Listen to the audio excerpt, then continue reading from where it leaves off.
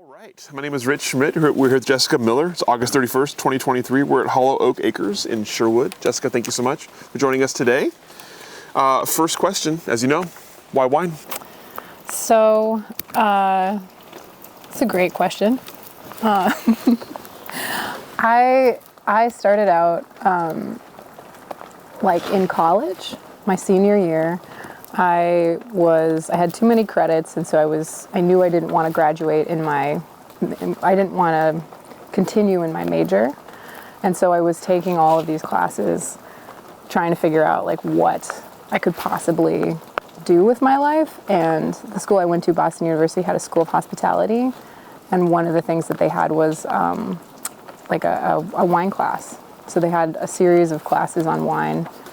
And I was just taking all kinds of classes. I took that, I took scuba diving, I took astronomy. I was looking at maybe going to grad school for philosophy. I was just kind of casting around for anything. And then I took these wine classes with some friends. And I had always really loved geography and traveling. And then I, had just really started getting into food systems and agriculture. And sort of like Michael Pollan's Happy Meals had just come out in the New York Times. And so I was just getting really interested into equity and labor practices and how that integrated into the food system and agriculture. And so it kind of all came together when I started learning about wine. And then, there's just, I don't know. I loved how this, you can have cultural expression from different places across one medium, across wine, and then just understand a place and the traditions and the culture and the food through this one subject. So that's how I got into it, or I got interested, because my family, I'm from Minnesota. I don't come from a wine drinking family. I don't come from an alcohol drinking family, so they're not anti, but it just, it wasn't part of our lives. And then, so I started taking that class, and then I was like, maybe this is something that I want to pursue instead of 8 years of grad school, which seemed like a long time at the moment. And so I took my summer after graduating. Was it the summer after graduating? It was 2 years afterwards, when I was still kind of struggling between I was kind of getting ready to go to grad school, and I was like, I'll just go take a harvest. I had a bunch of friends that had been woofing, worldwide, working on organic farms. And so I was I got on, this is how old I am, I was on the email server, the server list for the Italian woofing list. And then I searched, Google had just come out, and I was searching through it for keywords for wine. So I just found all of the domains that were wine related, and I applied to them from Minnesota, and then just found somebody that was going to take me. And that's how I ended up working my first harvest. So that was in Italy, near Orvieto, but it was sort of Montefalco grapes, so a little bit northerly, so no Sagrantino, but Colorino, Sangiovese, Merlot, because they, the couple that owned it had really gotten into Merlot when they went to their wine school. And what year was that? That was 2010. So I graduated in 2007. I actually worked at a wine shop after, back in Minnesota, when I was taking classes to go to grad school. My part-time job was at a wine shop in Minnesota, which ended up being really, really handy later on. So that, and then I was just let me just go once and see how I like it. And I loved it.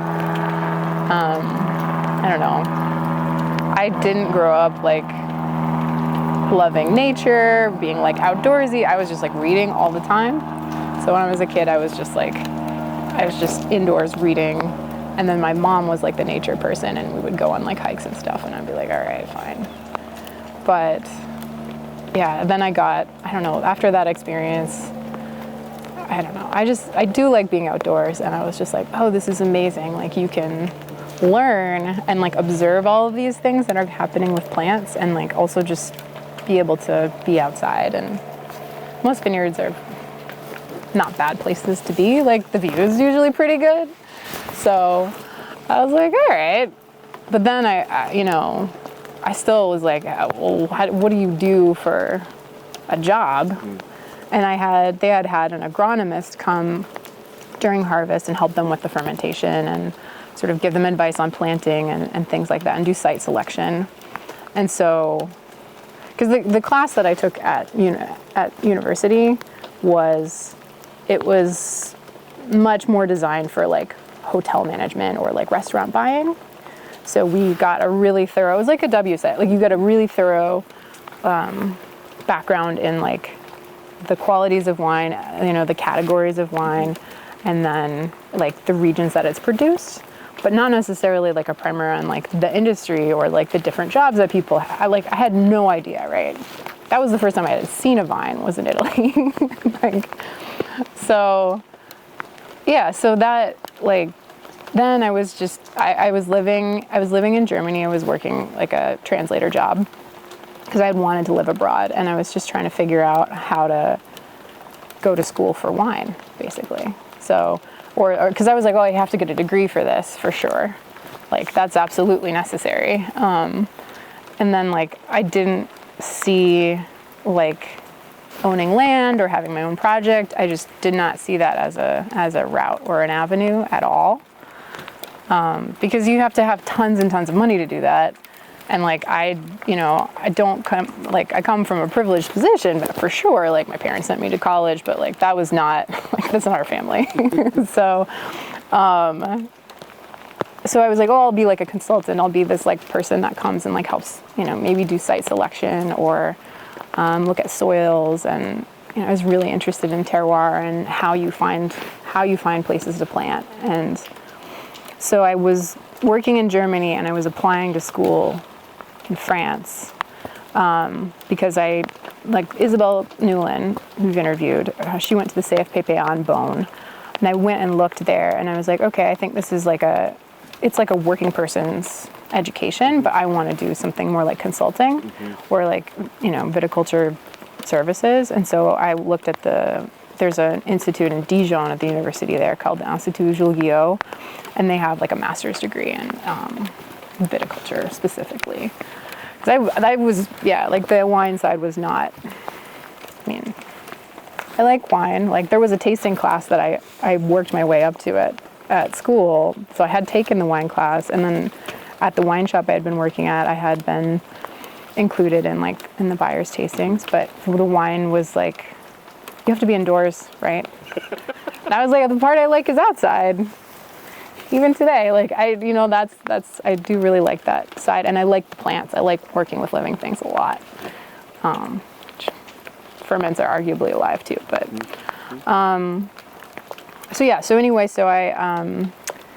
I was working in Germany, and I translated my diploma. I did all these things to apply to the Institut Jules Guillot, and then after like a year's worth of applications, they rejected me. And I was like, oh no, like, and they were like, yeah, you have to take you were missing one chemistry credit, because like I did not have a Bachelor of Science. I studied international relations. And this is like poli-sci and history. I was like, I don't have the chemistry and biology I have is like, it's old. It's from high school. So they were like, yo, when I first applied, they were like, yeah, it's fine. And then when I got rejected, they were like, no, you need to go back for one semester, but then reapply. And I was like, I hate you. Like, oh no, like, what am I going to do with my life? I'm like 26 and like, oh, my life is, it's like over. I'm getting so old. And, yeah, it was great. I was in California visiting family, and then I just was like, you know what? I'm going to see if I can find a job here. Like, harvest is coming up. It was June, July, and I just cold called Kermit Lynch Wine Merchants. So they're an importer, French importer in Berkeley. And I had like I had just been working at a really lovely shop in Minnesota, and the owner was, pretty good about like as far as you could, like in Minnesota in like 2009, introducing people to different books, to different portfolios. You have like the really big ones, and then you have like the smaller ones like Dressner and Kermit Lynch, and those were pretty much the only two that existed at that point in Minnesota. Yeah, as far as like quote unquote natural wine, but I didn't even know that was a thing. Like it was just small wines, and I knew I really liked the wines that they brought in, and I loved the way that they talked about them. Like I read the Kermit Lynch newsletter and a little bit of the Dressner blogs, but the Kermit Lynch book was just a place where you could find like La Cadette wines and these things that seemed like kind of special, like they just had a little bit more soul going on. They're just a little bit more, they're quieter sometimes, but then, yeah, there's more, sometimes with the quieter you are, the more interesting things get. And yeah, so I was like, whatever, I'm in California. I had like learned that you can cold call people from like my college like job fair. They were like, you just do a what is it called? Informative interview. And so I was like, fine, I'm gonna just ask that because I don't have any other options right now. I had no plan B. And so I called them and I was like, can I do an informative interview? And they were like, sure, come on up. And so I borrowed my friend's car that I was staying with and zipped up to Berkeley and met this guy, Jonathan Waters, who was the wine buyer there for quite a long time. He was the, is that right? He's the wine buyer at Chez Panisse as well for a minute. And he was just amazing, like super generous with his time. And I had said, I'm thinking about taking a harvest gig, like he's like kind of felt out like how much experience I had, which was like not any. And then he was like, don't do that. He was like, you're gonna be hired, but then you're not gonna have a job like in 2 months, because they're gonna hire, if they keep anybody on, they're gonna keep people as experienced cellar hands, not somebody like super green and fresh. And he's like, what I would do if I were you is, because when you tell people you lived in Germany and Italy, he was like, are you gonna start an import company? And I was like, hell no, like I have no idea what I'm doing. So, and then he was like, okay, well, where you are, what I would do is get a job in a retail shop and taste as much as you can. Like taste and taste and taste and taste. It's not going to be like high paying, but it's going to be very stable work, and you can have access to understand really the wine world, and then who you specifically want to work with you'll be able to get to a point where based off of tasting a wine, you can know how it's been made and how it's been farmed. And I was like, all right, I believe you. Like, you seem like you have a lot of experience. And that was just like possibly the most amazing advice to get at that point in my life. Like, it just totally changed the trajectory of where I was going, because I was just like, I didn't have a clear view. I just didn't have that depth of what the wine world was like and where the different quality levels are. I mean, there was bulk wine and other wine, and like, so that was, I followed that advice almost to a T. Oh, and the other thing that I did in that interview, which I think I would recommend everybody does, like if you're ever trying to get into any industry or just get to know people, is just say, oh, this is so helpful, thank you. And is there anybody else that you think I might be willing to talk to me, or that would be a good person for me to talk to as I like try to find a job or find just to get to know the industry? And he was like, absolutely. And he gave me like 5 people, and his name was just an amazing, like, I really chose the right person, because like you mentioned his name, and people like to do colleagues favors.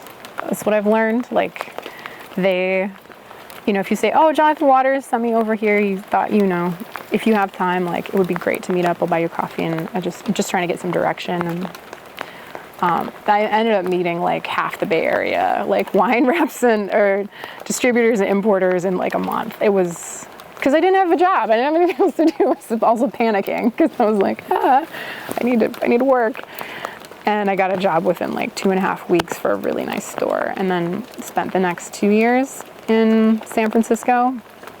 And I mean, it's awesome. There's trade tastings. They buy out, they rent out restaurants, and you can taste a whole portfolio in a day, or like you'll taste like all the wines of, the Northern Rhone that they have in a day, or, it's just, there's really no affordable way to get that kind of tasting education. And the boss that I worked for, Jim Mead, had owned a shop in Atlanta, and he had been working in wine for 20 years. So he didn't really need to, he was like, I don't need to taste. Like the Frederick Wildman, like Burgundy portfolio for this year, he's like, I know what I want from that, but you have no idea. And I'm going to bring these wines into the shop. So he just sent me, I took my bike across town in San Francisco and like tasted over the morning and then came back. And then he was like, okay, what did you learn? And like, what did you like? And why? And what was a good price point? And so that was like, having a boss like that was that generous and could afford to be, was just like, I learned so much. I learned so much so quickly. I was really hungry too. And then I went to another shop after that, and that was like, I also learned quite a lot. I came in knowing a decent amount, but then like the level of I actually had colleagues, because at Noe Valley, Jim's shop, I was pretty much opening and closing and working 6 days a week. It was like pretty much me. And then I went to a place where I had colleagues, and like it was a little more cutthroat, and so then there was like this peer pressure to really know what you're talking about, which I think was a thing when I was learning wine. That's less now, but to really know and own the information, which I got from Oliver McCrum, who's a wine importer. And I had told him I worked in Italy, and he was like, what AVA, or like, what DOCG? And I was like, I don't know. I was like, it's north of Rome. And he's like, no, you have to know, like, if that's your experience, you have to know that. You need to know and be able to own that information in order to have any credibility at all. And that's your responsibility, especially if you're selling wine, is to, if you don't know something, that's also fine. Like, you can say, you know what, if somebody asks you a question, don't make it up, but like, learn it, so that if somebody asks you that same question, you have the answer. And that kind of like almost East Coasty, or just like there's a professionalism, I think, that I learned in the Bay Area that I really respect, and I'm really happy to have been in that climate at that time in wine, because like natural wine was just kind of starting, and yeah, it was a great place to be, and then I left. Well, before you leave, I want to follow up there. So you mentioned being hungry and learning a lot. So tell me about that kind of learning for yourself. What were you finding yourself attracted to in the wine world, and what were you finding customers and other people who you were interacting with excited about? Yeah, so customers are interesting back then. So Noe Valley is like a neighborhood shop. The two owners were amazing. So when I interviewed there, they asked me like, what are you interested in? Basically the same thing. And I said, well, I took like a bicycle trip to Burgundy with my ex, who was French, and we just like camped for 2 weeks and like traveled. I had no idea, but I was like, I like Burgundy because I took a camping trip there. And like, I do love I've always loved just like acquiring knowledge. It's like a little bit like a troll or a dragon. I'm just like, I want to know like every single crew that there is in Burgundy. This will be great. And like, it's super useless, but like, unless you have like a venture capitalist that needs to build their cellar, and then you're like set for the year.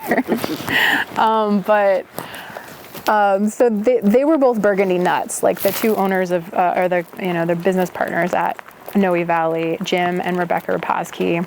Rebecca had worked in Palo Alto, and she had basically built cellars for venture capitalists. So she has this Burgundy knowledge that is unrivaled, I would say. I mean, she would ask for cuvées that the reps didn't even know that the winemakers made. It's like a little like half barrel of something that should be a premier cru and isn't. And that, so watching that was kind of amazing. But then Rebecca was also, so she was doing a lot with Dressner and was, she has this sort of classical taste, which Jim definitely shared. I mean, he grew up at a time in the 70s where like things were volatile very much on accident, you know, and he watched wines get clean over the 80s and the 90s and then become pretty, you know, there's definitely a selection of wines that are fairly industrially made. And so he was watching these newer wines with like perceptible levels of volatile acidity start to come back onto the market while I was at that shop. And Rebecca was like, yes, but like this is an enjoyable wine. And you know, this volatile acidity is, like the wine is enjoyable, you know. And Jim was like, yes, but there is volatile, he was almost Australian. He was like, yes, but there is volatile acidity. And so watching the two of them kind of, it was like a little petri dish, like a microcosm of the rest of the wine industry in, you know, in the Bay Area. And it was very interesting. Jim, as a business person also, you know, it was amazing to watch him. I mean, he balanced his checkbook. Like, California is not a COD state, so you can, when people bring wine in, you have 30 to 60 days to pay your bills. And Georgia, where he had shops, was cash on delivery. So he would write checks when wine came in, and everybody was like freaked out. But it meant that he balanced his checkbook. Like, as a small business owner, he paid his bills, and that meant he also like watched every penny, and like he took every discount, every sale that was offered.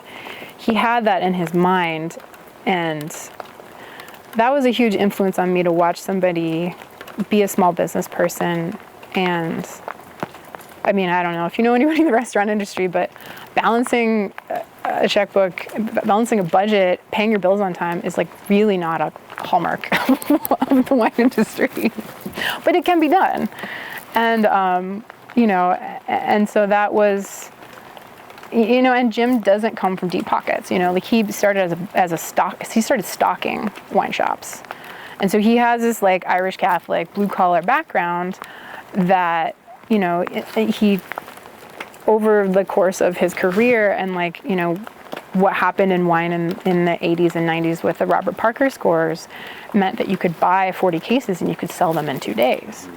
And so that the economic boom that happened in the wine industry, I mean, he was very much evidence of that, and just how much, you know, everybody hates Robert Parker, loves to hate Robert Parker, but he made a lot of people like a lot of money, and he introduced a lot of people to wine, and he got a lot of people into buying new wines that they hadn't tried before. And also, like, there's a level of economic stability for people like Jim that was like amazing. And then like he ended up being able to open a shop and hire somebody like me, and like it's all like an ecosystem, you know. And so that was fascinating there. I mean, I left Noe Valley and I went to Arlequin, which is down in Hayes Valley, and it's kind of, it's more in the financial district, and like Terroir had just opened a couple years ago, which is the natural wine bar. And so I was kind of like getting introduced to this, and like Rebecca had really introduced me to natural wine and taught,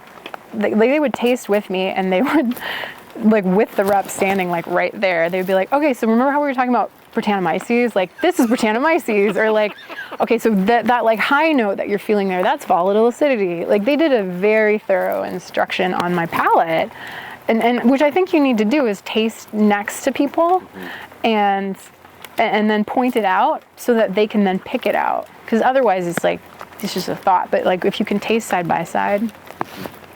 And so the shop that I went to next was, I would say, not a natural wine shop, because that didn't even really exist, but they had this insane Burgundy cellar. It was called Arlequin in Hayes Valley, and that was run by the Levi Strauss family. So like kind of a gear change from blue collar Irish Catholic. They, you know, old San Francisco money, and they were pretty much running the Absinthe, the restaurant, and the Arlequin, the wine shop, are next door. And so they're running it like Tour d'Argent in Paris, where they're using, like, basically cellaring the wines for the restaurant in the wine shop. And yeah, just amazing, really highly Burgundy focused. And then they would also like have these champagne like they'd have a champagne party every year, and they'd open like it's all the like stuff you can't even buy now. It's just like so frustrating, but like grower champagnes basically. So they'd open like 80 grower champagnes and like have a tasting, and they were really into Beaujolais, like when it was $24, like, and all the sort of so like they had built this sort of natural wine book, and then they were also bringing in I don't know if you've read John Bonet's New California book, but like we had every single grower in that book had come into the store to pour at the shop. So I got to know all of these industry people just from having like pouring next to them and helping like facilitate their event. And then, when I eventually left, I had this just roster of people that I could reach out to and be like, I work at Arlequin, I'm trying to find a job. Can I, informationally interview you and ask if you know anybody that's hiring? Because I knew that what wines they were making, and I knew based off of how, what I was learning about their wines, what their style was, what their preference was. Almost everybody was working organically. So that was like the main thing about that second shop is I would say probably every single wine in that shop was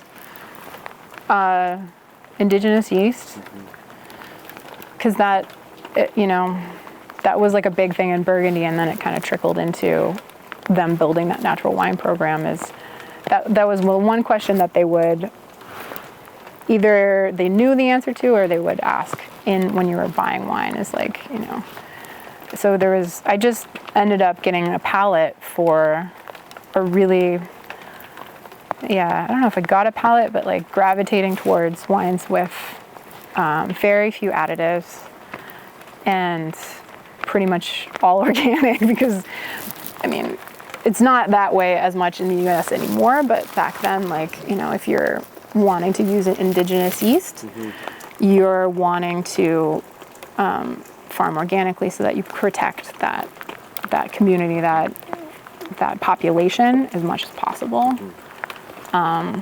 So, like, I didn't come from a place of like really being super into organic farming or really caring. A little bit, because I didn't like CAFOs, and I wasn't buying like industrial meat, but like when it comes to like farming plants, I had really no skin in the game. It was just like, I was like, oh, I only like the wines that I now really only like are coming from places that are only farmed organically.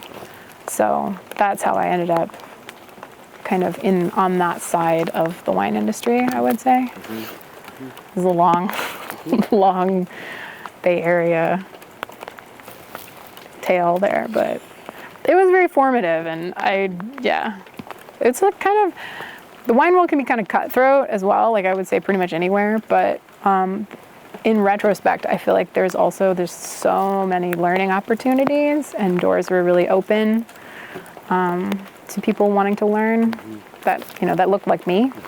I would say I would add that little check mark there, but I think that the Bay Area culture is pretty progressive in that way, and still there was just a lot of expertise there, which was great to siphon off of.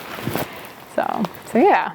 So you had started off in the path of the wine shop because you had this advice to go and learn about wine, to go and get as much as you can, taste as much as you can. Yeah. So at this point, after a few years in it, what were you thinking about? What were you thinking you would do with that? What were you thinking your career would look like? So I was like, when you're in it, you're just like consuming all this information, and I kind of got to a point where I was not learning as much as fast, because I had just consumed all of like the base information, and there was not that much in terms of new wines coming in.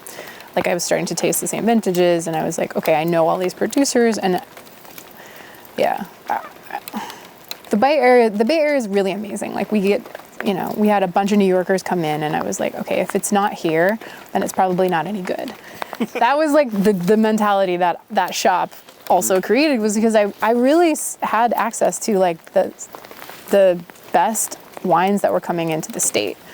And like if you would visit LA, or people were like, yeah, there's just nothing down there. Like they're like 2 or 3 years behind us. And then the New Yorkers would come, and they were like, oh, you have such great allocations of things because only some fine dining people are buying it. And so there's just this like, there was this moment where I had always known that like I wanted to go back into production. I was just like trying to figure out how and like what did I need to do?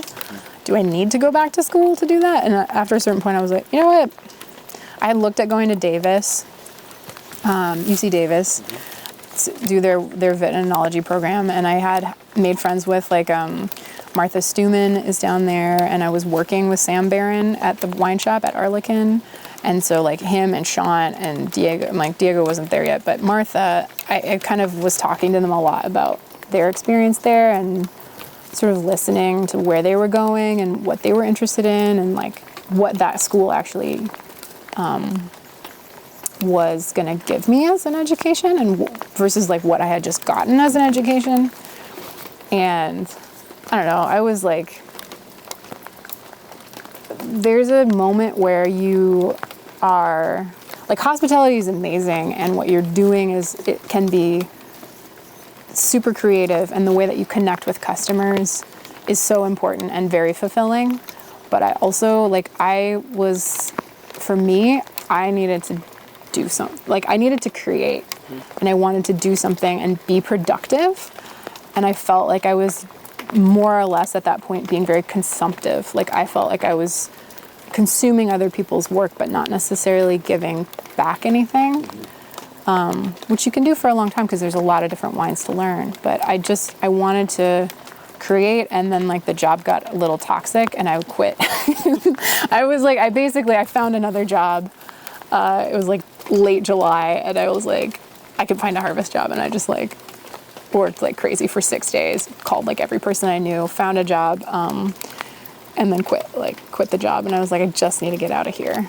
Because I mean, there's so much access there to wines that like I can't afford. Like I definitely can't afford to drink that way now. And I think a lot of times people get stuck in it because you want to, like, wine is beautiful and it's expressive, and it's such a major, it can be the one thing or a major thing in your life that adds beauty.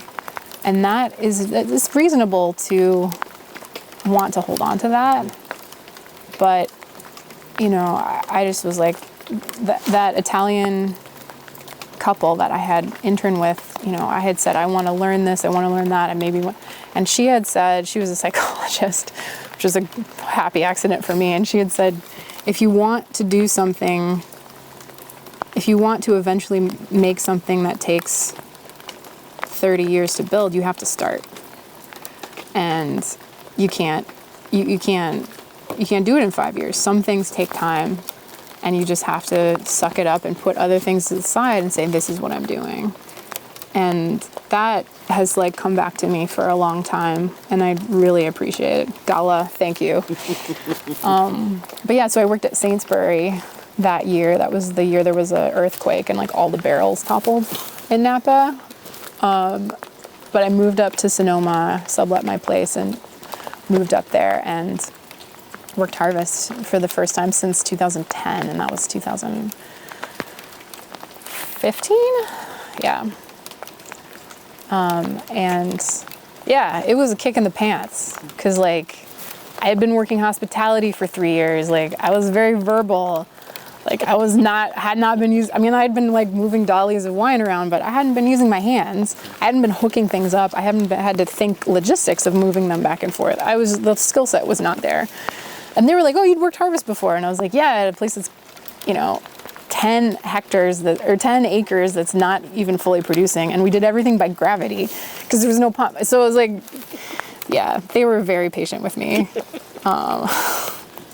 I wasn't the worst intern that they had that year, but I learned a lot. And California is the U.S. is a very different place to make wine. So, our cellar crew is all Mexican, and then the interns are white. And there's a work ethic when you have been working since you were 11 or 8, and you've done field work, and and most of the work you've done is piecework. There is a speed that you move that is very different to like white hospitality labor.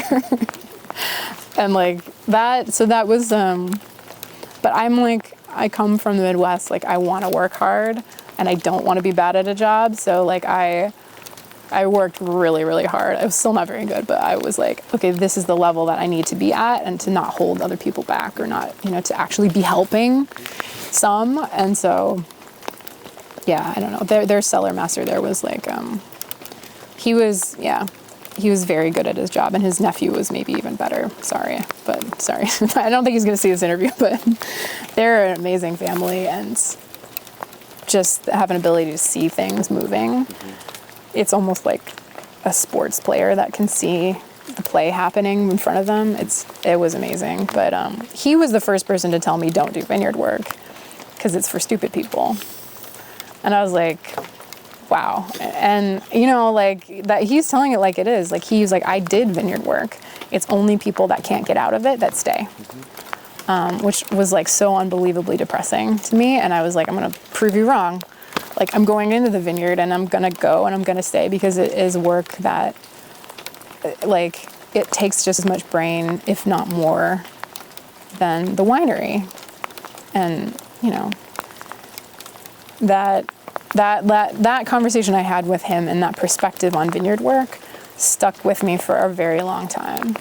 And I was just like, this is not a respected side of the profession. And I still believe that. I mean, you can just look at how people are paid, So I was out of a job after 2 months, pretty much exactly like Jonathan Waters had predicted. But I had made just a ton of connections working in retail, and I was at a party at Brock Cellars, like a release party, and I was talking to somebody, and I was like, I have no idea what I'm doing. And they were like, oh, you should work in the Southern Hemisphere. And I was like, oh, I didn't know that was a thing you could do. I really have been in hospitality. And so they were like, yeah, there's like a season down there. And there's winery internships. They start in like maybe February, Hunter Valley. But if you do a vineyard one, it's going to start like now. It's like bud break like in a couple weeks. And so I had like zero Southern Hemisphere connections, except for Ted Lemon, who's a winemaker at Literai in California, has a winery or he was doing the consulting both in the vineyard and the winery at this vineyard called Burn Cottage. It was run by some more Midwestern cotton magnates, Marcus Savage and his family. And when we had been tasted on the Literai wines, they had been like, we have this New Zealand project too. And we were like, oh, we never taste wine but it's Ted Lemon, so like, okay.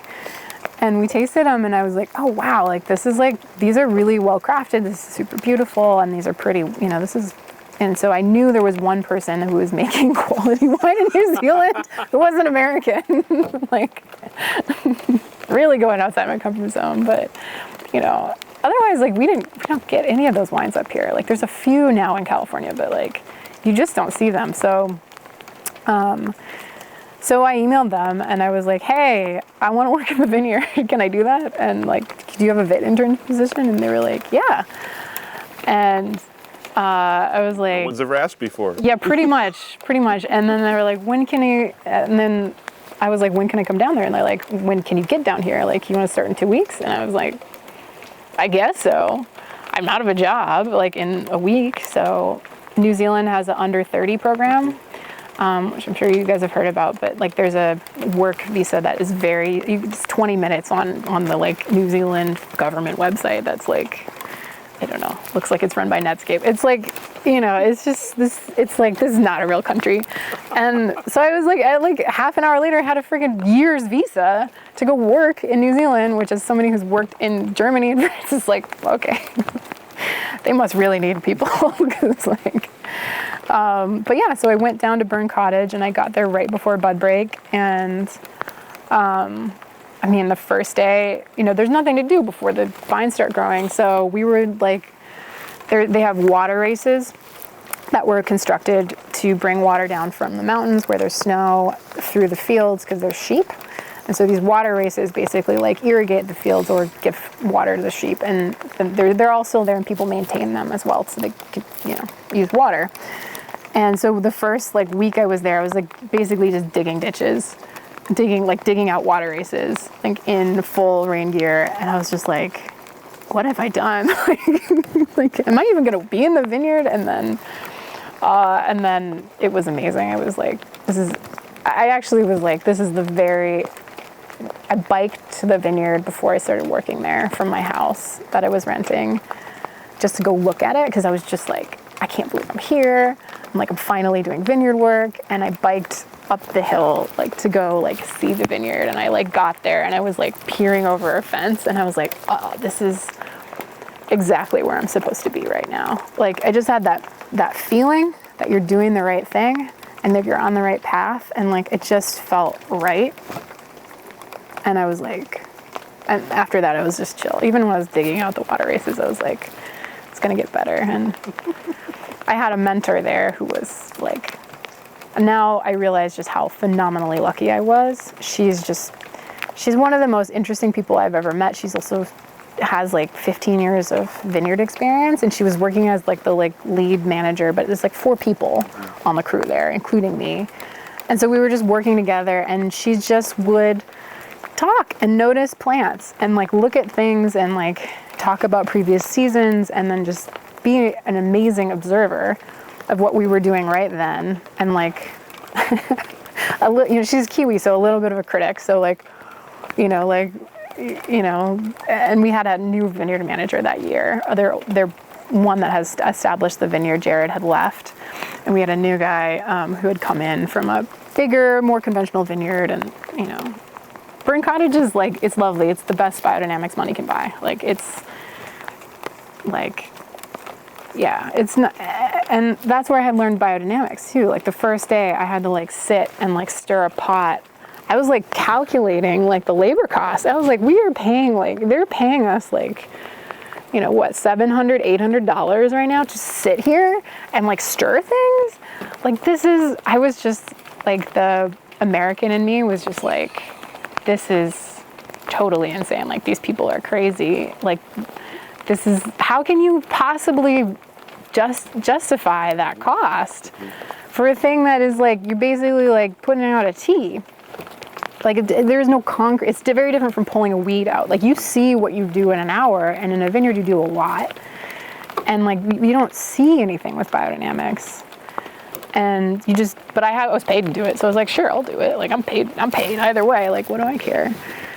They're crazy, but I'll do it. And then I was putting the tea out, and I was this is really nice. Or I was just setting aside that time to just be in the vineyard and just to see the plants and not to be focusing on your workload, and it's very much a mind shift away from empirical Western thinking and thought. And I had enough background around philosophy to be I'm experiencing a gear shift in my mind right now, and that's pretty inherently valuable, regardless of if it's doing anything to the vines or not. I'm changed.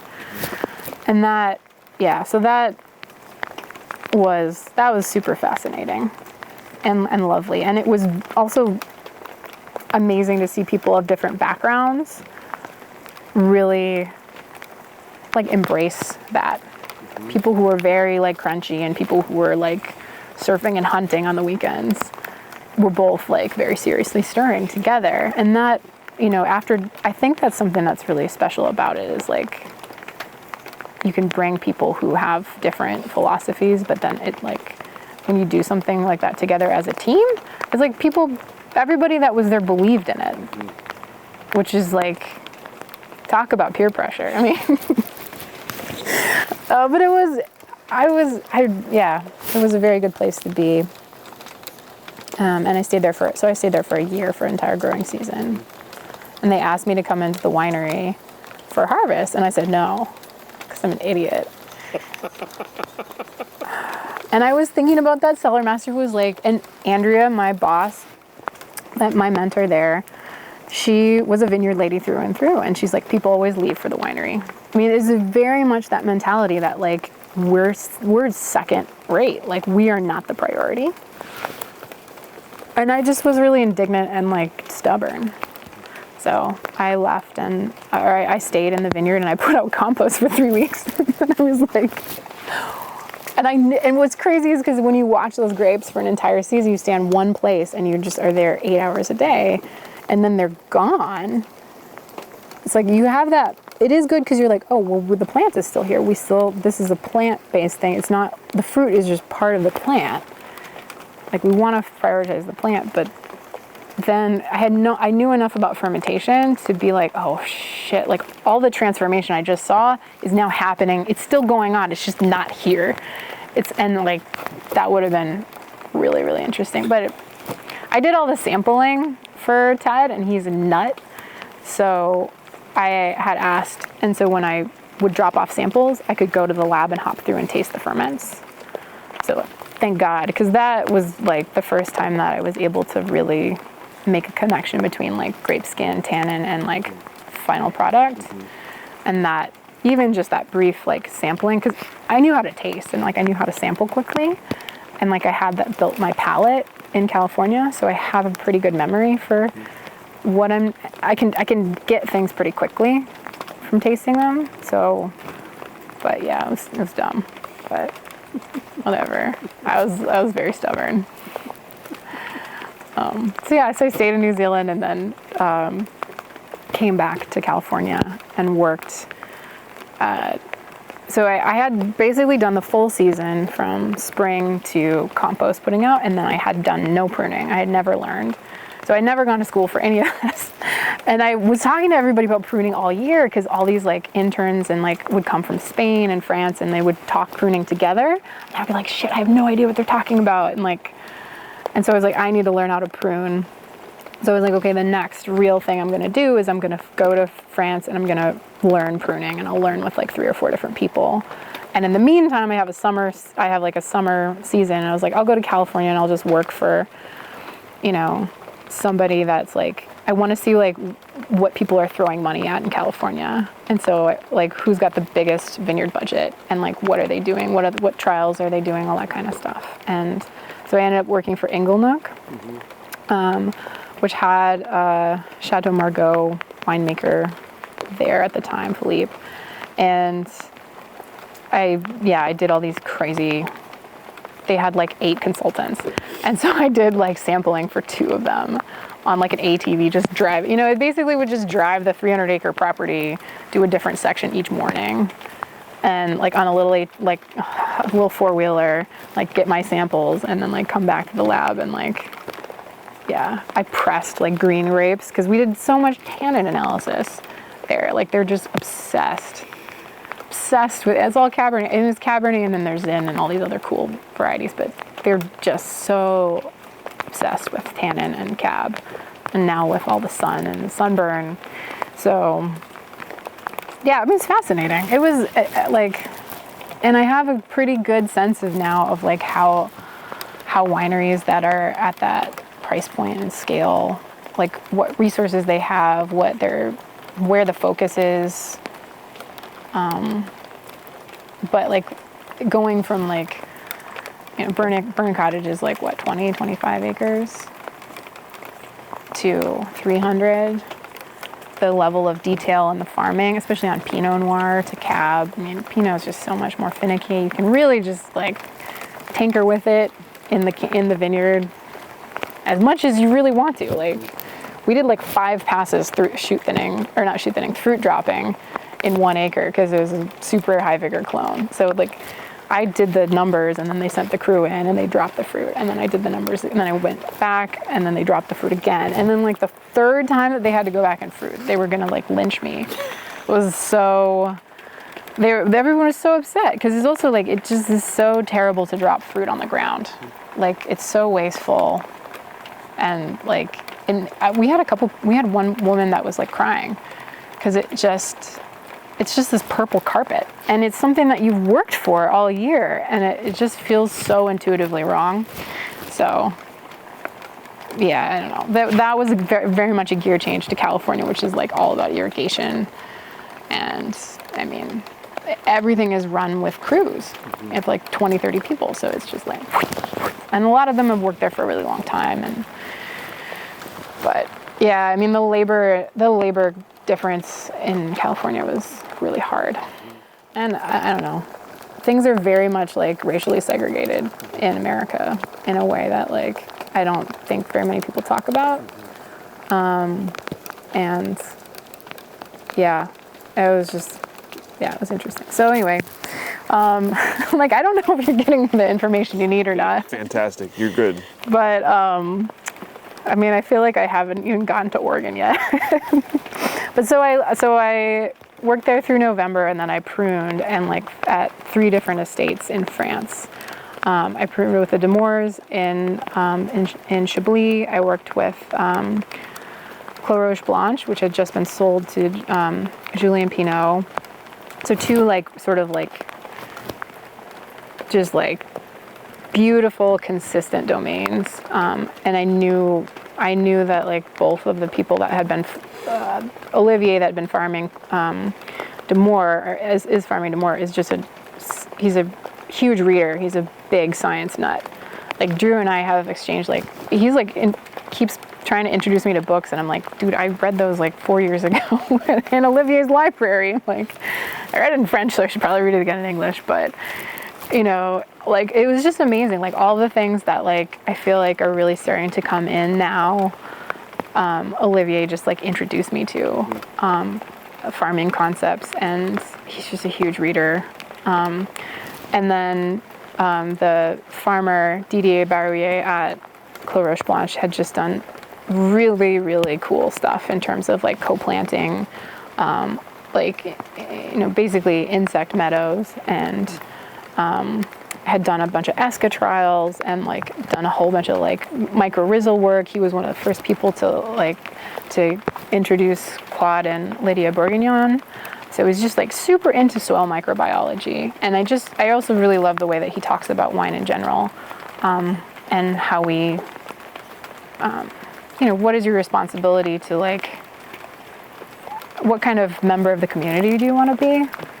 Which I think like is really missing with a lot of the dialogue. Like his phrase that I love is like, we weren't put on this earth to divide ourselves into little cults and like just sit here and say like he's an idiot or they're an idiot because they're spraying this or they're, you know, because he went from spraying, you know, they had like a machine harvester the first year that he was working. That's how he ended up with the winery job, because the guy who was making the wine had to drive around the neighborhood machine harvesting. And he's like, I don't think that I was an idiot because I sprayed chemicals. Like I'm at a place, you know, everybody's on their own path. And yeah, I just think that, you know, even talking about natural wine, it's like you're putting this like this moral judgment on what you're doing and what someone else is doing. And like first of all, like no wine is natural. Like there's intervention massively. So I just really love that ethos, and I also like the farming. And I was like, plus I'll learn to prune. And I decided I wasn't gonna ask for any money because I had never pruned before. So I was like, at the very least I won't be making money, I won't be losing it, but I'll be drinking really well. So,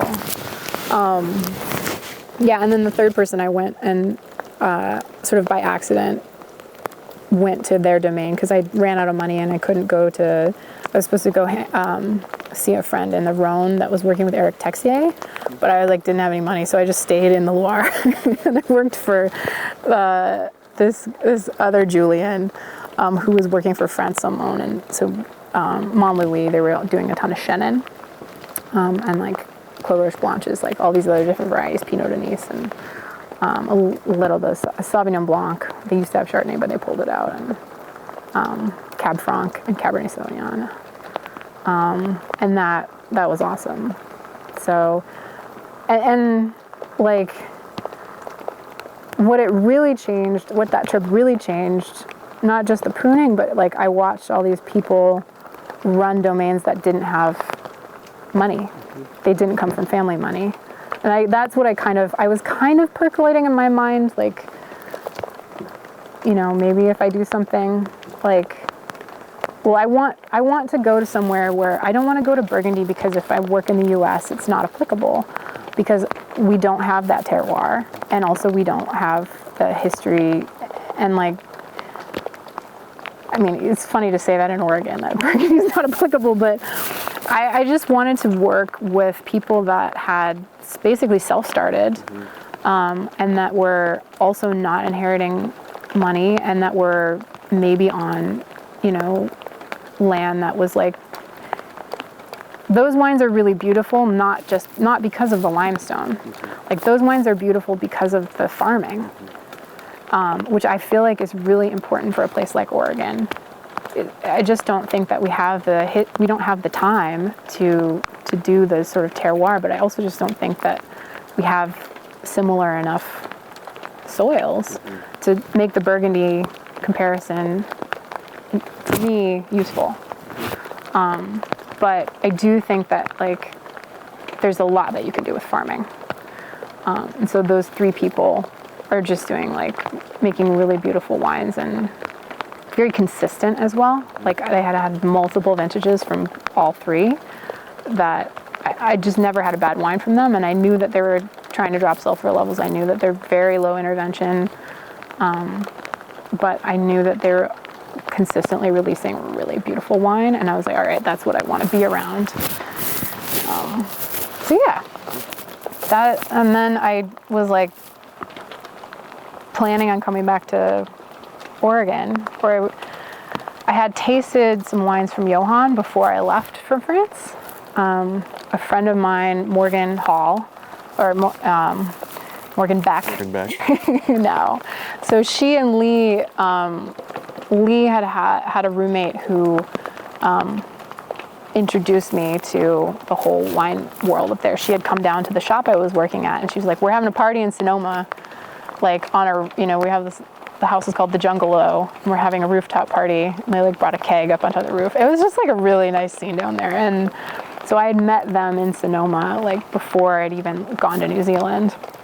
And Morgan was talking about Oregon, and they had planned to move up. I helped them actually move some of their costumes for Burning Man and some of their bikes.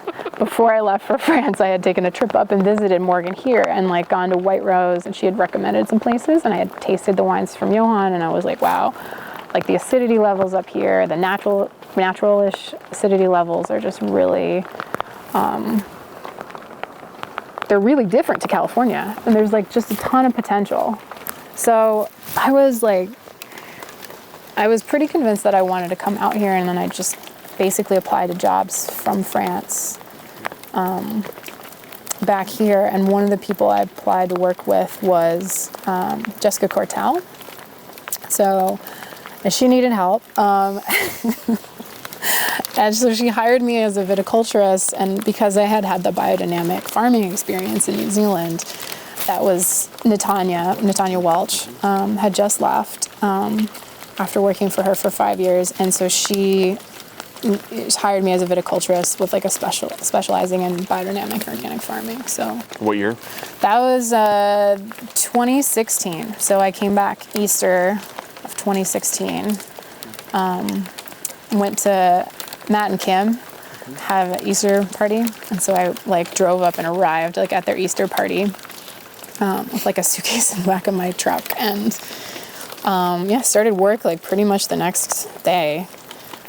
Stayed in Morgan and Lee's loft for like a week, and then found a place over just like near Hopewell. And worked for the full season for Jessica. So she, at that point, was farming like 300 acres. So I think that was like, I would recommend it as like an introduction to Oregon, because you get like the soils, you get like the different people, the different sizes. I mean, Evening Land was 100 acres.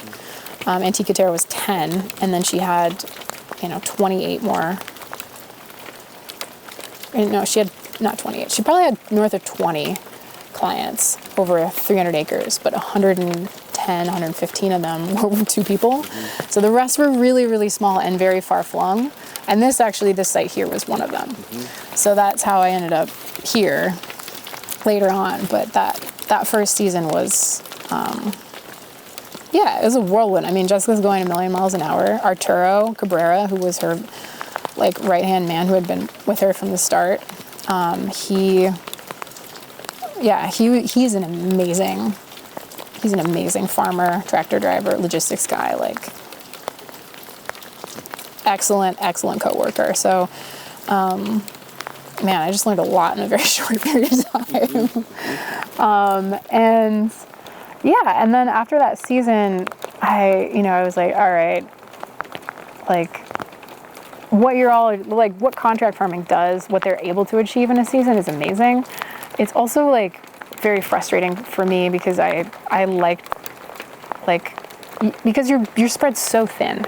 You're spread so thin, and like that, yeah, I was like, all right, this is not ideal for me. Like I want to work at a slower pace. I want to spend more time in the vineyards.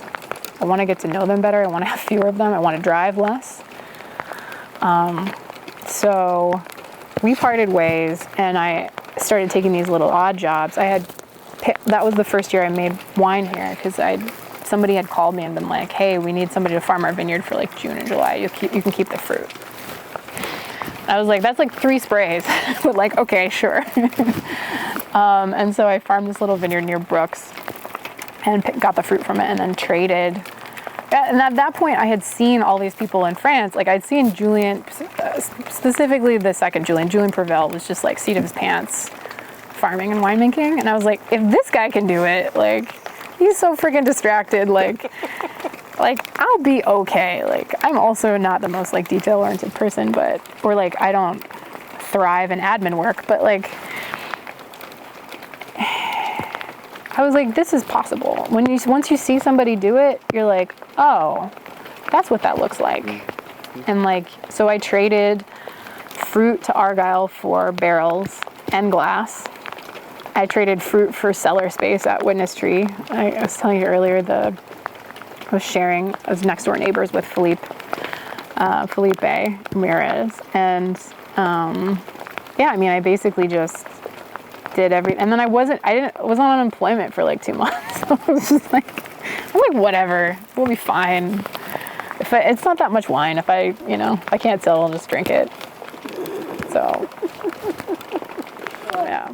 All right, so now you've been in Oregon. You worked with Jessica Cortell for a year, and now you've got this kind of seat of your pants wine project you're thinking about. So tell me about starting to make that become a reality.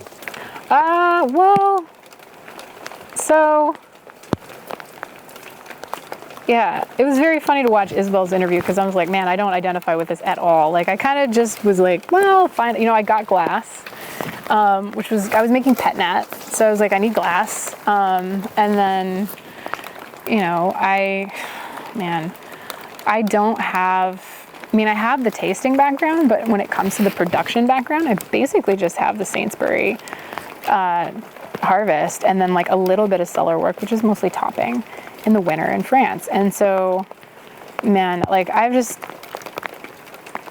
stayed, thank God I stayed small because like there's a lot of expensive mistakes you can make when you don't know that like you have to rack Pinot after you press it. Like I was like, wow, it's getting really reductive and I can't figure out why. Like, it's just these really, really dumb mistakes. Like it's a lack of experience and like also a lack of probably reading and training, but I'm selling myself real hard right now. But I think that like I also was, that first year, how to say this like diplomatically too. So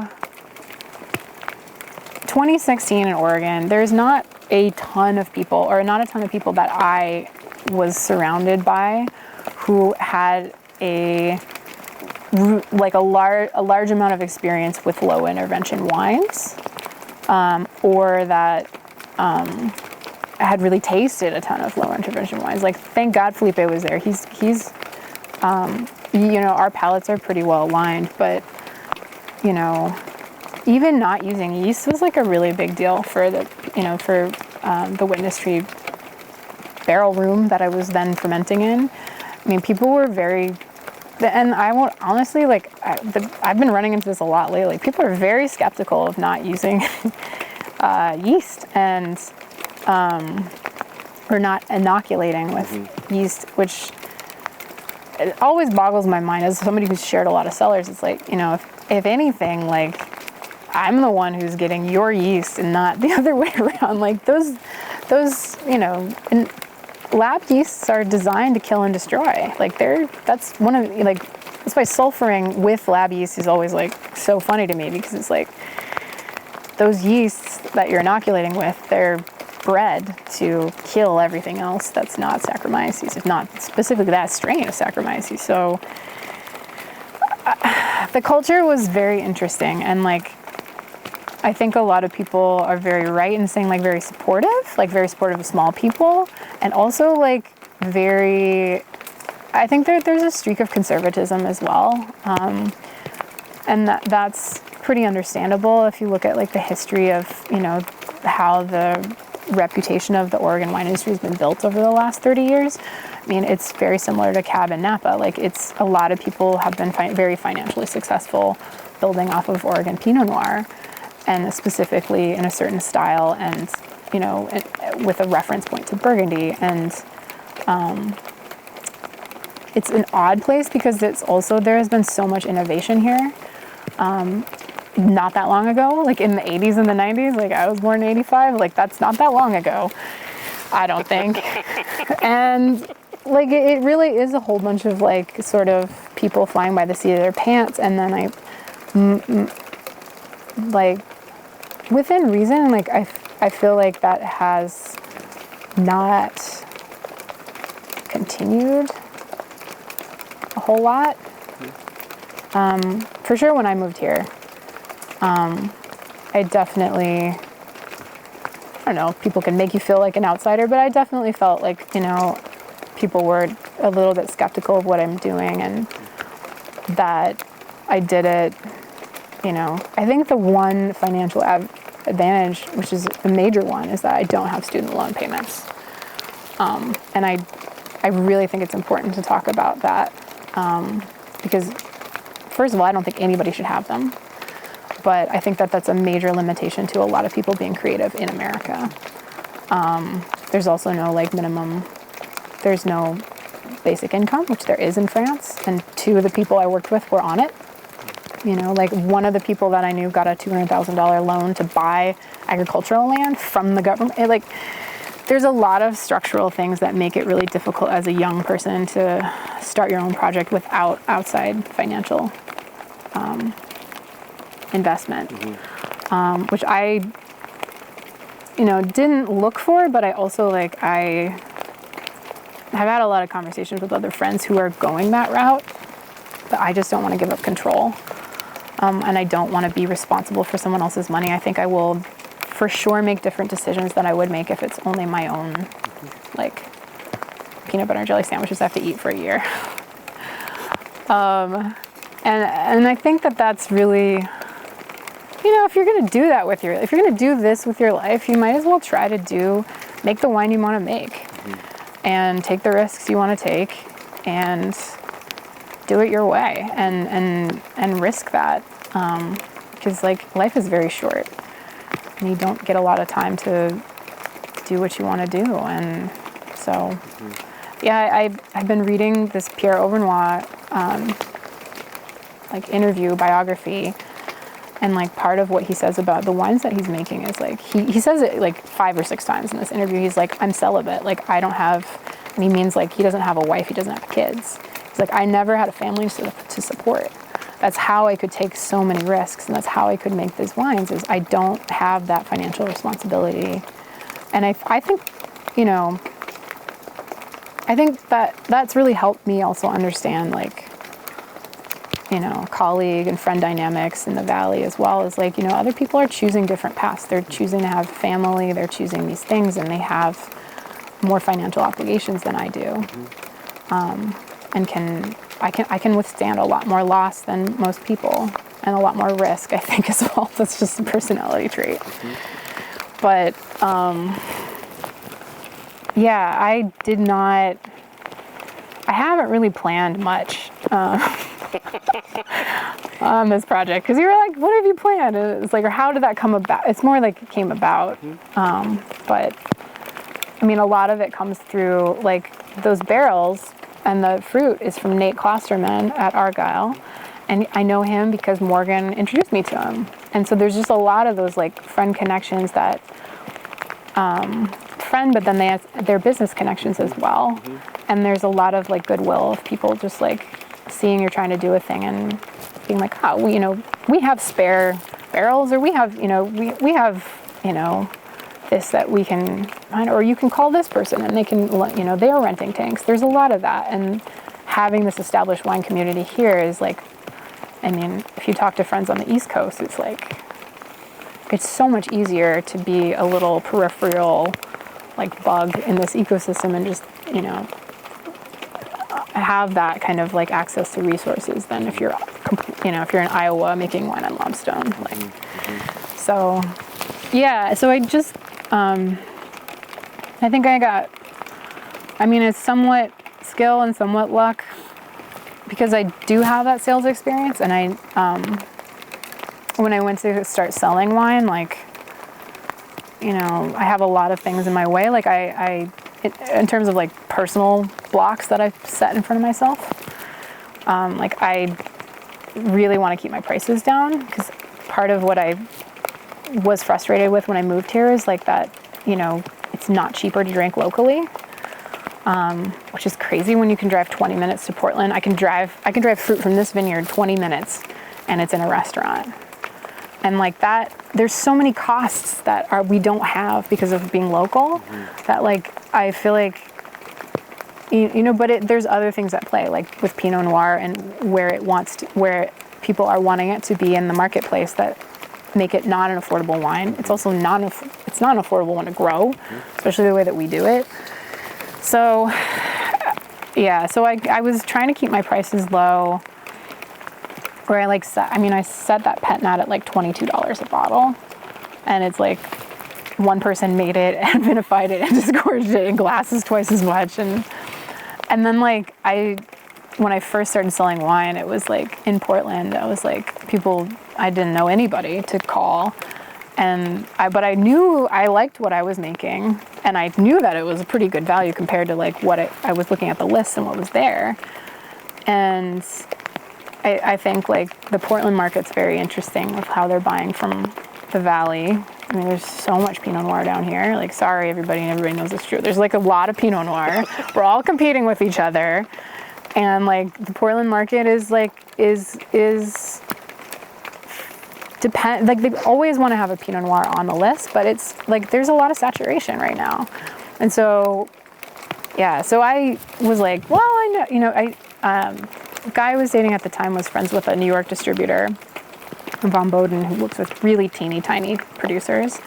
And so I went back to Minnesota to see family, and then one of their business partners lives in Minneapolis. And so we hung out and I poured him some wine and they picked it up and sent it to New York.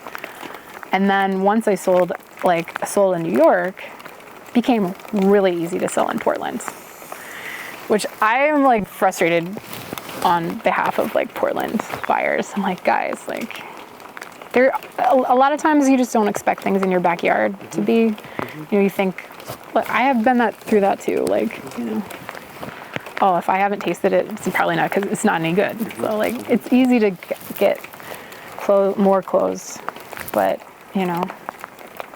then since then, I think people are kind of like, I've tried to be really consistent with the products that I'm releasing, which is difficult with pet nat. I haven't released it, at least one vintage of it. So, I think if you can keep the quality there and people can, then, that helps a lot. So how fully fledged was your idea for the wines you were going to make when you started, and how, if at all, has sort of the style changed? Not really. I would say not really fledged out at all. I was working that vineyard. That's the only thing that really I can do is taste and spend time in a vineyard. And like those two things kind of help me figure anything out. Like I do have wines that like, that I've had that they move me, and like I love the way that I feel when I drink them. And so that's kind of like in my mind of like, that's something I want to put into the world, is something that like I feel that way about. That would be amazing. I've gotten close. This like last vintage was really lovely. Like the acidities were just, I mean, it's unfortunate that, that the climate has completely changed. But yeah, I mean, I think it's more of a feeling of like a vibrancy. It's an acidity level. I mean, I think my fruit is really clean. I mean, that's one thing I've learned with Jesscia is like I have a pretty low tolerance for mildew and like damaged fruit if you can avoid it. I mean, I do a lot in the vineyard to not spray a lot of treatments on the vines. And I try to stop those treatments really early. So the fruit that's coming into the winery is like, I've always had really clean and like, so no powdery mildew, and then also very intact berries. So, which lends itself to carbonic if you want to do it with lower risk. And I also like ideally would rather not be using sulfur at crush, which if you have very clean, healthy fruit is usually pretty doable. So I would say, well, things that have changed in that sense, like pet nat now, I've had a couple really tough years. I had one tough year, which is like part of the way that you produce sparkling wine. I was putting it on tip instead of on its side. And so the fermentation was taking a really long time. And so when you have a ferment that takes a really long time, like when there's residual sugar, it gives all of these other things like opportunity to have fun with that sugar. And that's what happened. So I have gotten a lot more conservative with the pet nat, and I now sulfur at crush at the press. But it's like 6 parts, like 1 gram per hectoliter, but it's enough to kind of take my lactic bacteria population down, give my yeast a chance to really like finish properly. And then so like that's one of the wines that I will, until I get my own facility, probably sulfur consistently, just because there's so many risk factors with taking a ferment and putting it into a tiny bottle. And you want to do everything that you can to help that finish, because it's also very expensive to make. And so it's not fun to pour wine out. And yeah, I don't know. But it's a pretty technical thing to make. But so that's one thing that's definitely changed. But as far as the reds go, I mean, I've only been farming this vineyard since 2020. So basically 2020, I didn't have a vintage. I picked like 3 tons and then dropped the rest because I pressed a little bit for rosé and it smelled like an ashtray. I thought somebody was smoking in the winery, like cleaning the press. I was like, it volatilizes all the warm water, volatilizes all the smells. And I literally thought somebody was smoking a cigarette, and I like ducked out and I was like, who's smoking? And then, yeah, so I didn't make wine basically in 2020 off of here, and then 21, 22. So I've only had 2 vintages here. And for me, that's like, I'm getting to know the place. I really love the wine that came from the section below the hill last year. Just excellent balance in the vines, and like the wines are just like kind of startlingly serious because they're only 13, 14 years old. So that's part of my thought too, is like this vineyard, I have another one that's 35 years old that is like very much itself, like it has its own character. And it's really easy for me to just like, it's like speaking really clearly. So I can hear that and then go into the winery and like, and here there's like different parcels, and they're very vigorous, very low vigor. And so I'm fermenting some of them separately, some of them together, and then trying to understand like, okay, that's like very bouncy and like bright, and this is very like serious wine. Like there's really nice tannins coming from down here, which I was not really, I like this parcel, I like working in it, but didn't really know that you could get wine like that off of vines that were this young. But that's cool. It's great. So yeah, it's just, I don't know, each year trying to dial it in a little bit more and not make so many little cuvées is another thing. Like I was making a lot of wines off of very little fruit. And I think from a sales perspective, like running a small business, I mean, that is really something that I've had to learn. And I'm still very much learning is cash flow and like how do you the nuts and bolts of making sure you have the right amount of money at the right time. It's just not my wheelhouse. Did not go to school for that. It was like, turns out that's really important. And I'm just one person. Like this is the whole company. It's just me. So I've finally got a bookkeeper and like, yeah. And it's just like, it's a wake up call when you sell out and then you're still broke. It's like, I should probably do something differently. So, maybe not making 3/4 of your production into sparkling wine, like maybe only doing like 100 cases of that. And like, I'm only 800 cases total. So, taking a look at your numbers and saying like, oh, this wine basically makes me very little money. These ones make me much more. And then like saying, okay, well, how do I keep the style? Like, how do I do what I want to do stylistically? And like, I can't really blend that with that as much because that's got character that I want to keep really intact. But I also know that makes me a lot more money than that does. Same with the 30-year-old vineyard. So then also how do I allocate my time and resources towards, towards that reality? And then where do I sell those wines? Like, can I sell a majority of the most expensive wine direct? Because then I will basically like triple my income if I just decide not to sell it to New York, where I make where I make a quarter of the money per bottle. So, like, that's very important. Like making good wine has been what I've been really focused on the last few years. And like I've been staying pretty small. I only got this, I started making wine in 2016, picked up this vineyard in 2020.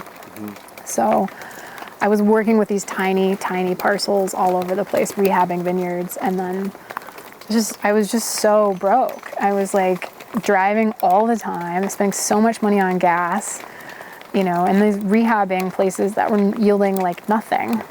And then I had Saul Muchnick, who runs Championship Bottle, recommended, he's a really good friend. He's a mentor. He's like, have you ever considered like farming a place that actually crops well? And like in one place, instead of having 6 acres spread in 3 different counties, do you know one 5 to 6 acre place that's cropping over 2 tons the acre? And I was like, hey, actually I do know a spot. Like I called Jerry like the next day, and then he was pulling the trellising out when I called him, because it's really hard to find farmers for places this small. And like there's, he planted at the peak of pricing, and then it's just gone down since then, and labor has gone up. So yeah, he's amazing. He and Pam, Jerry and Pam Drake, they're the owners here, and they've been just so amazing to work with. I think that is a key part of the puzzle of doing this kind of farming, where I'm leasing and I'm using their equipment, but they're also very conscious, like Jerry's very conscious of his responsibility as the permanent landowner to like, he fixes trellising and like, he maintains the equipment. It's just a super, super supportive relationship. I know he's really happy that I'm here. And I'm like, I am so happy that he's here, because a lot of owners, especially people that haven't grown up on the land or didn't farm for a living, they don't understand how much work just goes into maintenance, and that like I would be investing into his property, but without me seeing a return. So I don't know. I already do quite a lot of that with like pruning. Like I don't get the maximum yields out of here. Like I try to prune according to vigor. And I'm pretty crazy about it. And he's like, you should prune to get more crop. And I was kind of explaining like like how I'm investing in the long-term health of his vines versus my yields. And he like took a day and he was like, wait, I should be thanking you. He came back the next day. He's like, I shouldn't be telling you what to do. You're doing me a favor. And I was like, yeah, I am. He's like, you need to be better about telling people that you're doing them favors. I was like, so yeah, I mean, I wish everybody could find a Jerry Drake. Like, he's just an excellent human being, and I'm really lucky to be here. And I think that that's also really good land stewardship as well. You know, to the best of our abilities as white people on stolen land. Like, I don't know. So that's, you know, it's something I think about a lot. And I've tried to encourage other people that are starting to farm to like place importance on who the person is that you're working with, because that really determines so much of your like quality of life. Is not dealing with somebody that is, you know, somebody that you can talk to and like is you know, down to compromise and is not, you know, understands what kind of work and labor farming is it's so important. So yeah, that's kind of how I ended up. So it's an interesting kind of vigneron model, right? Where you're doing the work and you're also making the wine from it. So it's something we're starting to see a little bit more of in small projects like yours. I'm curious, for you, what is the workload like? How do you sort of make that work on an annual basis? And what are the advantages that you found? Because the disadvantages are easy to do. So what are the advantages you found? Yeah. So. Yeah, the workload is there. I mean, there's a reason a lot of people don't do it. I mean, honestly, like the biggest thing I would say to make it work is just trying to cut down your driving time. Like, we drive so much and things are so far apart here. And like getting a cellar that's close to your home or close to your vineyard, I think is like really key. And I haven't done that. This is the first year I will be with under an hour away from my cellar. So you said the advantages, right? I mean, I love farming. I love being in the vines. I think that's the only way I would make wine. I've purchased a little bit of fruit, but the feelings that I have towards this fruit when it comes into the winery and like my understanding of the different parcels and how well I know them is just so helpful for me in terms of like the decisions I make in the winery. There's just no comparison to making like, you know, making even a once a month visit like Antica Terra. Their winemaking staff visits once a month or like once a week. I think they do a vineyard walk, but it's so different when you're actually, I mean, pruning is huge. It's basically like a health assessment on every single vine. But I like the work. Even when it's crappy weather, like, I mean, this is nothing, at least it's warm. I like taking care of things. You know, and yeah, you can have a lot of arguments and discussions about, you know, this plant and how it's been domesticated and overbred or, you know, inbred, and, you know, how what we're doing isn't natural and it's not part of nature. But, you know, a huge thing that I'm trying to do is figure out that system, like how to also make wine, but then to mimic that a natural balance and understanding.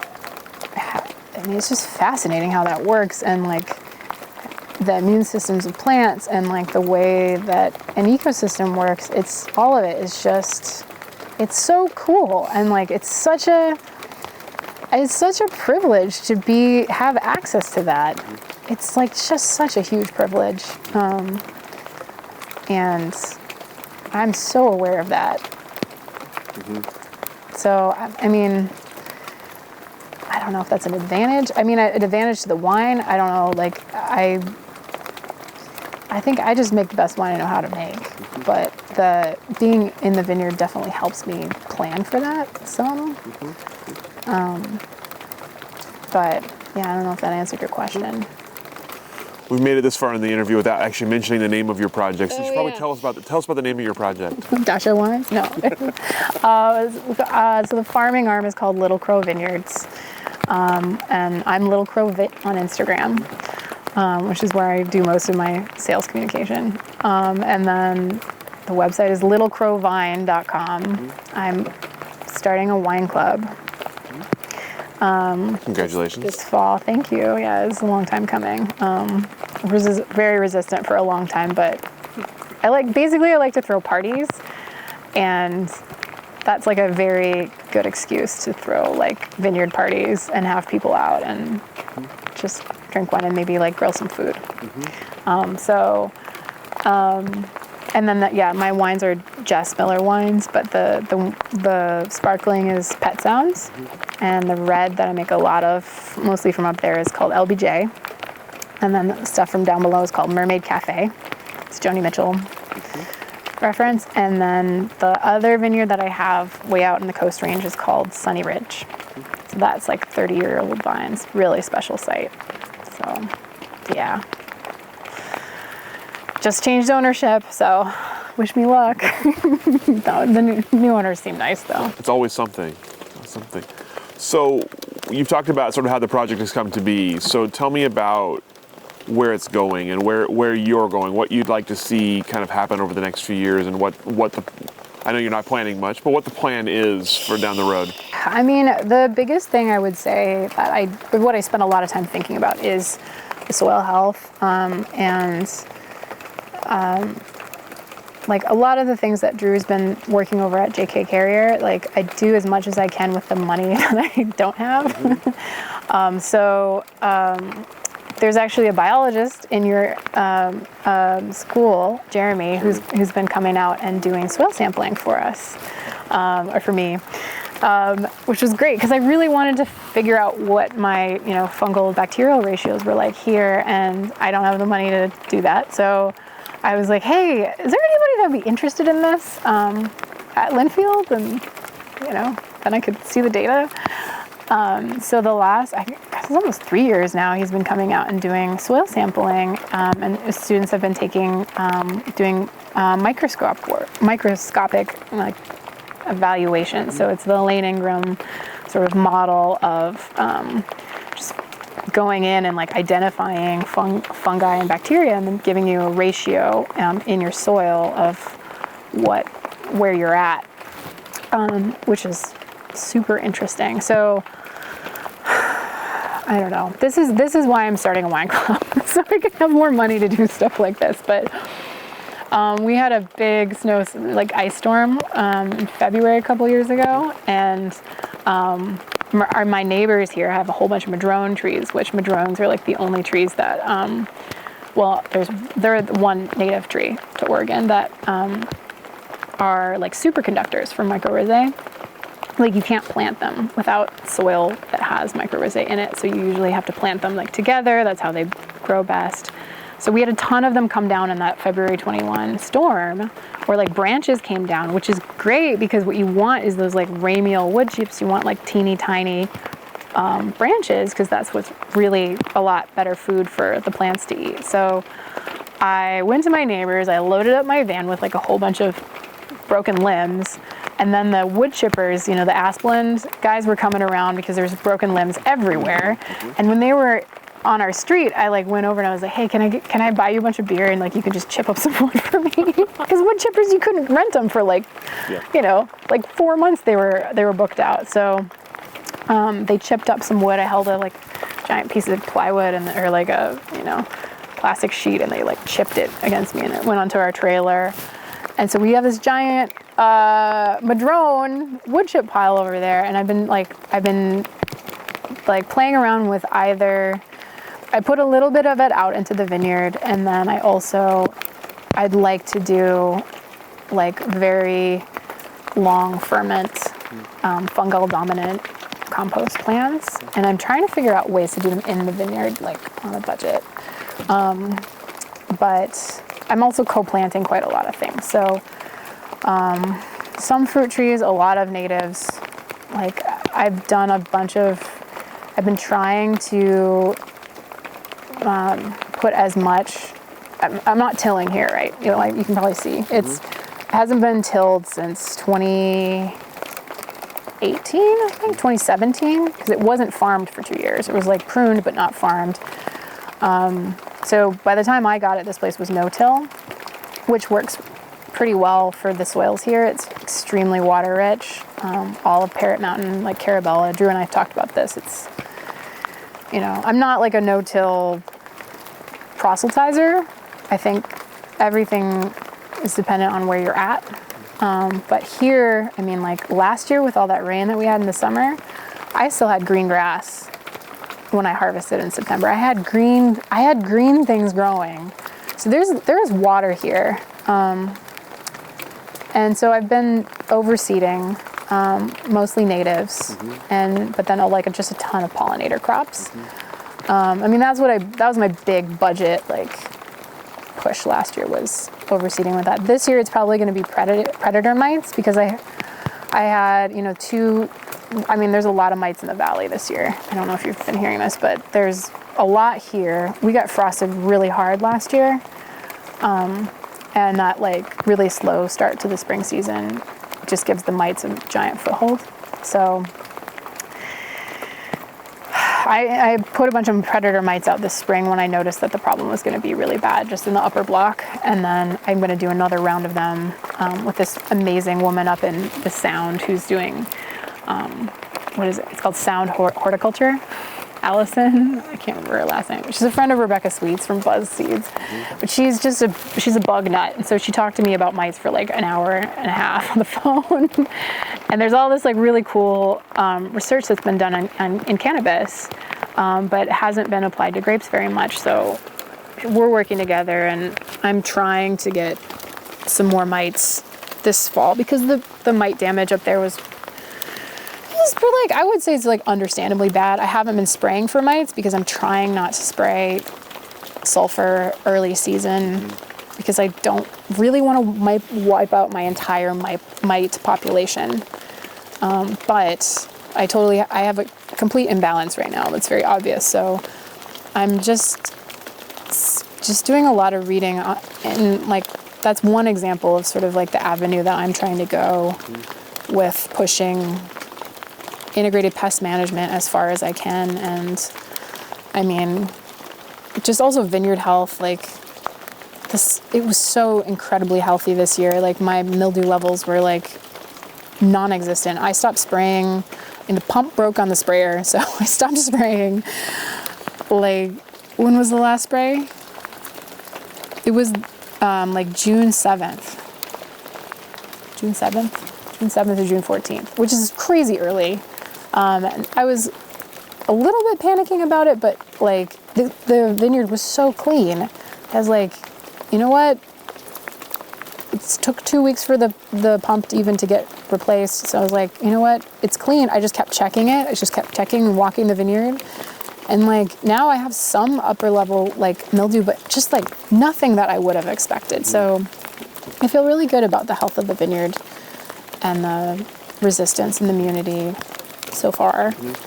And yeah, that's something I really want to increase, is like those low vigor sections down below, and they've just completely transformed in the last couple of years. Like I had major nutrient deficiencies the first year I farmed it. I mean, canopy was yellow like weeks before anywhere else. And now it's like Jerry keeps saying, he's like, it's so green down there. It's like those vines are so happy. And so just continuing to kind of dial in the pruning. And I grafted. I did that too. I put some, Saul Munchnick from Championship Bottle, and we put some Ribolagel and some Tokai Friolano and some Aligote down there. Because I don't know if you've noticed, but the climate's a little weird lately. I think it's probably not going to get much colder anytime soon. So, just, you know, a lot of the fruit, especially at the top up here, it's like I have 85 days from flowering to like 20 bricks. Like the pomard up there just rockets. So part of what I'm trying to do for this site, you know, I don't know what the economic future of Oregon is, but I'm trying to put in things that will make somebody want to farm here. because there is quite a lot of Pinot, there's very little Ribolla. There's like 3 places that have it planted. So I'm just trying to make it attractive and also like make it more economically sustainable for, if I'm not farming here, ideally these vines last 150 years. Whoever is here has a crop that is economically viable. Like not only can you charge a decent amount for the bottle, but maybe ideally your yields are a little bit higher than Pinot and it's a little bit more mildew resistant. Hopefully you're not having to spray as much. Better for the environment. So this is I'm just trying to give back also to the lovely owners here that have helped me out a lot and, add value where I can. So yeah, that's kind of what's on deck. The last question for you then, you mentioned kind of initial impressions of Oregon. Tell me about sort of finding your place here, finding your community, and about where you see the industry heading next. Oh, that's a great question. I mean, I think that, Oregon, especially compared to California, like there is a lot of drive towards quality here. I wish you were on camera for that. He just shook his head. It was like dripping with rain. I think that like financially, there's not the ability to commit to some of the like more expensive vineyard or more risky winery practices. I feel like that's a really understandable reason that people would want to be more conservative. Anybody that's been burned or had to dump wine is like, that was stupid, or like, or you have to really want it. I think even if you do have a lot of money, like, and there's just not a ton of money in this industry. I mean, maybe with like the giant people moving in here, which I think is a little scary. I think, Kendall Jackson and, we've had like, 3 or 4 major conglomerates come in the last year. Lingua Franca maybe trying to buy 3/4 of the grapes grown in Oregon, which if they're actually trying to do the Chardonnay, then that's probably not going to happen. Or that will happen because there's not very much Chardonnay. But, I think that there's a lot of room for small people like me. Like there's a 5 or 6 acre spot is like, it's totally feasible. I mean, I would say it's totally feasible with the proviso that you should learn if you haven't farmed before, you should learn on a smaller site. If you haven't farmed by yourself, learn on a 1 acre site. And then I had some friends in California also that I had 2 people have total breakdowns and burnout trying to farm 5 acres because and it's not even like the workload, it's being strategic about what you're farming when, and noticing which sections are growing at a faster rate than others, and then focusing on those sections, and knowing what you need to do and what you don't need to do, or like what can wait. How can you reprioritize where you're working and how much, and then being flexible enough to change that plan on a daily basis. I'm talking just shoot thinning, the worst or best time of the year, definitely the most intense. But I think that I think that this model is doable. I do believe like it requires maybe more financial sacrifice than I knew going into it. So I would say that as a heads up. But I also think that like if you're smart about your finances, if you have a spouse that works a day job, if you pay more attention to your P&L, your profit and loss sheet, if you do any of those things, like it's probably way more financially sustainable than the way that I've been doing it. But, I think having either the sales experience or like having a sales outlet is huge, or having the willingness to reach out to people and learn the sales side of it so that you can get comfortable selling wine.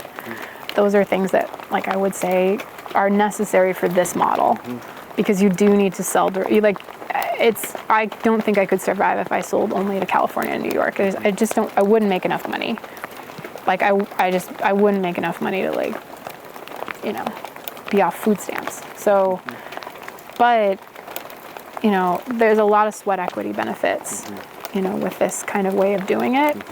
if you can afford to live very cheaply until you get like a little bit more inventory under your belt, because the first couple of years are tough. And then there's a grant. There's a really amazing grant that I got. Should have mentioned this a while ago.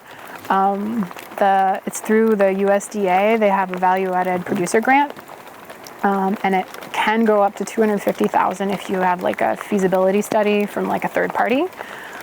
And that's, I guess, what most people do is they do that. And then there's a $50,000 grant. And what most people do is they apply for the $50,000 grant to get the $250,000.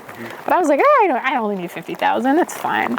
And so I applied for the $50,000, and then when I made wine from this site, when I had that big jump from like 200 cases to like, 800 cases, 750, I used that $50,000, and it covers all of your production expenses. So it covers rent, it covers glass, it covers labels, it covers corks. No equipment, but all of the things that cost money, other than equipment, if you're renting, it covered almost everything. So finding things like that that's huge. I had no idea how much money I needed until I wrote that grant. And then I was like, oh, this is very expensive. So, yeah, that's me. But I think most people have a little bit more business sense, I hope, going into something like this. I think it's necessary. I think the creative and the passionate and the heart, the interest in agriculture, the interest in wine is also very necessary. And it's good to feed that. And I'm really happy with, I feel like I gave myself time to really focus on learning winemaking and learning farming before scaling up. So I think that is a good, especially if you're coming from not having had that background. I had one season in New Zealand farming and one season really pruning, and that's it. And I had one real vintage in America making wine and a mini one in Italy. So I think that I had to get that experience in order to then be able to be successful taking on a larger acreage, and make all those mistakes on a very small scale, and then hopefully not make them on a large scale. It's going pretty well so far. So yeah, Well, that's fantastic. It's all the questions that I have for you. Is there anything I didn't ask that I should have, or anything we didn't cover that you'd like to cover? Oh man, no. It's my love of rain. Yeah, we chose the one rainy day in the last 100 days to sit out here. No rain in May, no rain in June. Very much wishing I had a change of clothes back at the office, but that's okay. We muddled through on this rainy last day of August in 2023. Thank you so much for taking the time to share with us, to share your story, to share this beautiful site with us, and to share some rain with us. We'll go ahead and let you off the hook. Well, thank you so much for everything that you guys do. It's a real treasure. Thank you.